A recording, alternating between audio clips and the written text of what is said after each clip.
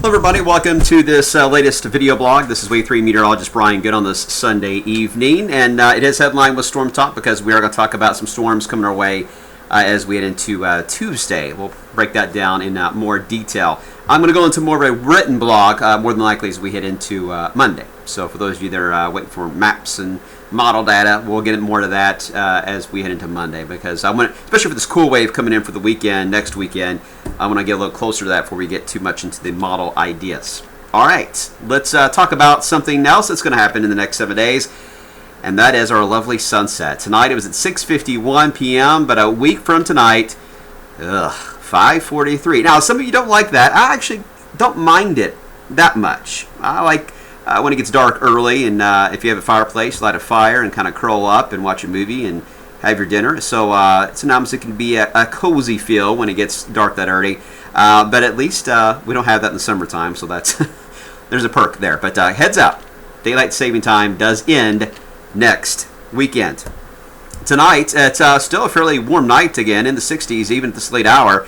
A few high clouds already streaming in from the west. We'll see that trend continue as we head into the nighttime hours, and this is our next weather maker. It's still pretty far our west, so we've got a while before it actually gets here. It's still just a cold front producing some showers and a few rumbles of thunder and then snow in the higher elevations back to the west. In fact, it's snowing in places where I just left. Me and Kevin Harden were over there in Salt Lake City last week, and now it's starting to snow. Figures. Right when I leave, and it starts snowing. But anyway, this is our weather, though, for tomorrow.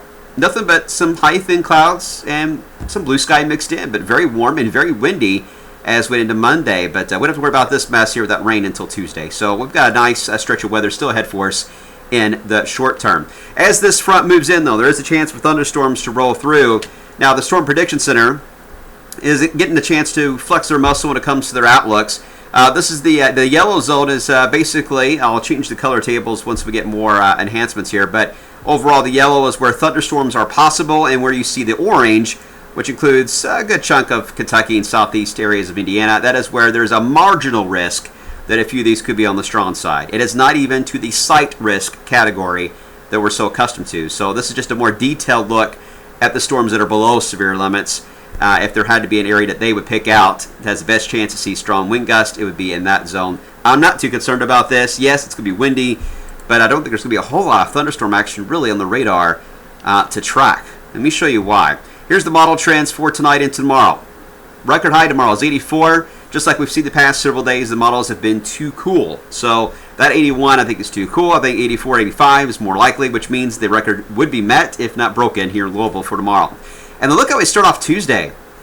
Windy and warm. When you walk out the door to go to school or work on Tuesday morning, you're going to walk out thinking, hey, this is nice. This reminds me of August again.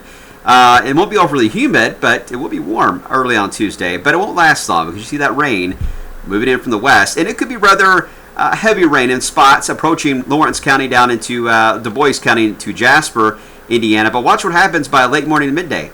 Falls apart. We get just clouds and spotty showers. And the big question is, will it regenerate across Kentucky before the max heating of the day is lost? And the model trend so far has been no, that won't happen. So there is still a chance that some of you won't even get a drop out of this front. That's why I'm keeping the storm chances right now no higher than 60%, and we could even lower that even more if this trend continues. But I'm not going bonkers in the rain here for Tuesday. I just don't see a lot of moisture with this system to really work with. But nevertheless, we'll track it. If there's going to be a rain chance, it will be Tuesday. After that, cool weather, in fact, with some sunshine Wednesday.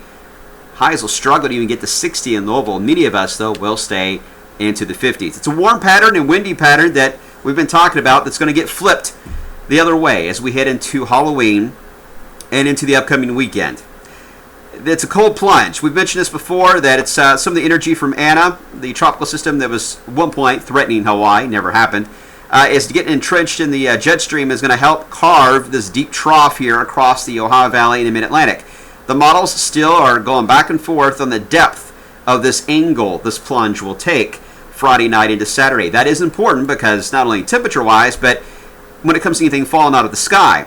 We're thinking at this point there will be enough jet stream energy around to perhaps squeeze out some drizzle and light showers early Friday morning to about 4 p.m. Friday. And I think after that, the dry air should really take over and really kill any chances for anything precipitation-wise for Halloween for trick-or-treaters Friday night. So I don't think it's going to be wet for trick-or-treaters, but during the day it could look gloomy and maybe some drizzle could get locked in. We'll see how that plays out. If I had to pinpoint a time, though, I still think it'd be early in the day on Friday versus later. And then as far as the weekend goes, anything that's going to fall from the sky Saturday and Sunday, it looks to be well to our east and high elevations, and that, will be some snowfall. If we get any chance of snowflakes here locally, it would have to come from the idea of the lake effect snow bands that would kick in and give a snow flurry in a few areas.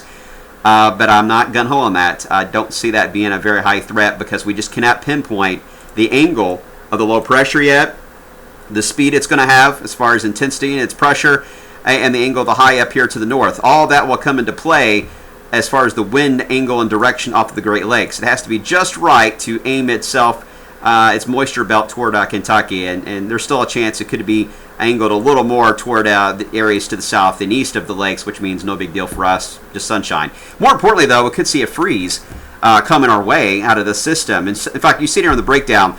84, windy as we head into Monday, and then there's that rain chance Tuesday. Temperatures in the 70s. Cool weather Wednesday and Thursday. Got that drizzle chance here on Halloween for Friday.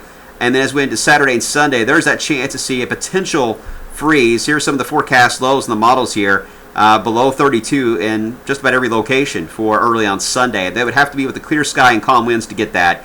And right now we have a good shot of that happening. And then, of course, we set our clocks back Saturday night. So we've got a lot going on. We've got the KFC Yum Center Plaza, our Wave 3 News concert series taking place coming up on Thursday at around lunchtime. So come on out and say hi to us. We'll be out there along with some food trucks. We got Halloween coming up on Friday. And, of course, a busy weekend for some of the holiday festivities when it comes to Halloween and the fall festivals. And the weather is key on that. But Friday's the only day right now that I think sunshine would be limited. Otherwise, just a cold but sunny weekend still is possible for the first couple of days of November. So we'll break it down more detail with the model data coming up tomorrow on the blog. And I'm still working on my winter thoughts. It's going to take me several days to get this hammered out, but you'll have it coming up on Halloween night. All right, thanks for watching the video. I will have an updated look. I'm going to wait for some of the new models to come in within the next hour, and if I see anything interesting, I will change the 7-day forecast, and you will see that coming up tonight after the football game here on Wave 3 News.